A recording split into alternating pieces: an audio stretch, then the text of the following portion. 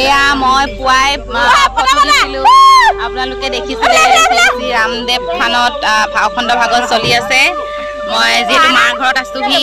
গতিকে আজি মাৰ ঘৰৰ জ্ঞাতিয়ে মানে নামঘৰৰ সকলোখিনি মানুহে অখণ্ড ভাগৱতৰ যিকেইজন পাঠকীয়ে ৰাতিয়ে দিনে ভাগৱত পাঠ কৰি আছে তেওঁলোকৰ লগতে থানলৈ অহা সকলো ভাগৱত প্ৰেমী ভক্তবৃন্দসকললৈ এমুঠি অন্নৰ যোগান ধৰা হৈছে। সেয়েহে আমাৰ গাঁৱৰ জ্ঞাতিসকলৰ লগতে থানলৈ বুলি ময়ো